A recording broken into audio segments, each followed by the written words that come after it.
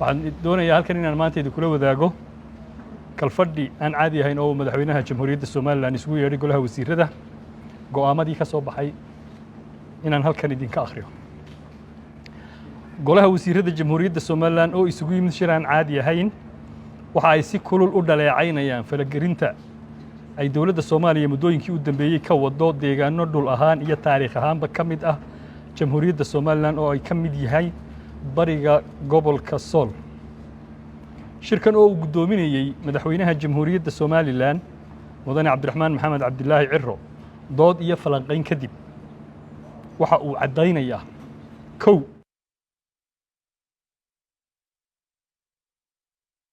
caalamiga ah iyo rabitaanka dadkeeda xuduudaheeda iyo rabitaanka dadkeedu xuduudaheedu waa kuwii ay dunidu aqoonsanayd 1960kii ee ay gobonimada kaga qaadatay boqortooyadii Ingiriiska. xuduudaas oo la aqoonsan yahay kulana midowday dawladdii Soomaaliya ee xorriyadda ka qaadatay Talyaaniga isla taariikhdaas ka hor intii aanay mar kale dib ula soo noqonin 30 sano kadib burbur ku yimid iyo fashilaad ku dhamaatay midnimadii dawladdii ay la midowday. sharci darrada qodobka labaad waxa weeye sharci darrada falalka Muqdisho ka wado dhul ka mid ah dhulka Soomaaliland.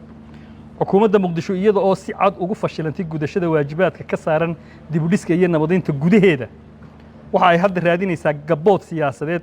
ay xilligan doorashooyinkeeda ugu soo dhuumato oo ay ku mashquuliso indhaha dadkeeda iyo beesha caalamka oo dadaalo nafhur ah gelisay dib u dhiska Soomaaliya waxa ayna dhaqaalihii iyo hubkii lagu siiyay dhismaha dawladnimadeeda u adeegsanaysaa inay colaad ka horiso deegaamo ka tirsan jamhuuriyadda Soomaaliland. qodobka saddexaad israacsanaanta dhuleed ee jamhuuriyadda Soomaaliland gobolka Sool Sanaag Togdheer ee ay Soomaaliya ku hadaaqaysaa waxa ay aan qaybsami karin ka yihiin dhul qarameedka jamhuuriyadda Soomaaliland. dadka deganina waxa ay sees iyo hormuudba u ahaayeen bulshadii sida xorta ah go'aanka qarannimada u gaadhay kadibna si dimuqraadi ah uga mid ahayd aftidii madax bannaanida jamhuuriyadda Soomaaliland iyo guud ahaan geedi socodkii dimuqraadiyadda iyo dhismaha Soomaaliland. isku dayga Soomaaliya ay doonayso in ay u qaybiso qabaa'il xuduudeed siyaasadeed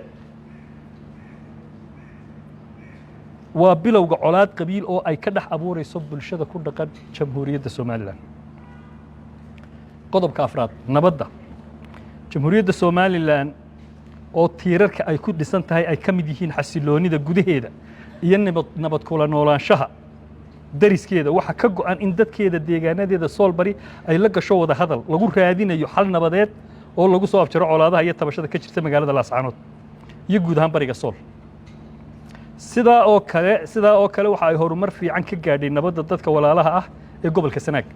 taas oo ay dhammaan dhinacyadu aqbaleen in ay isugu yimaadaan gogashii nabadeed ee uu dhowaan dhigay madaxweynaha jamhuuriyadda Soomaaliland. waxaan uga mahad celinaynaa ismada dhaqanka ee soo jireenka ah ee gobolka Sanaag nolosha nabadda iyo gogashaana ku qaabilay niyad samida. qodobka shanaad ee u dambeeyana waxa weeye baaqa daneeyayaasha jamhuuriyadda Soomaaliland waxa ay ku wargelinaysaa golaha ammaanka qaramada midoobay ururka midowga Afrika IGAD iyo dhammaan daneeyayaasha gobolka Geeska Afrika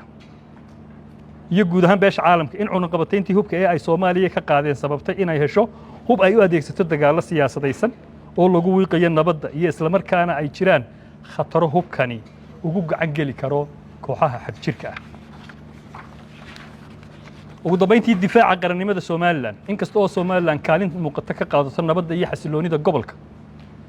iyo gacanka cadmeed sidoo kale ay dadaal adag ugu jirto kobcinta dimuqraadiyadda iyo horumarka dhaqaalaha haddana waxa ay si buuxda u cadaynaysaa inaanay ka gaabin doonin waajibaadkeeda dastuuriga ah ee ilaalinta iyo difaaca dadka dhulka iyo qarannimada jamhuuriyadda Soomaaliland. golaha wasiiradu waxa uu si cad u xaqiijinayaa in jamhuuriyadda Soomaaliland aanay marnaba aqbali doonin in maamulka Muqdisho ee fashilmay uu kala qaybiyo shacabka Soomaaliland ama uu maamulo sharci darro ah ka samaysto gudaha Soomaaliland.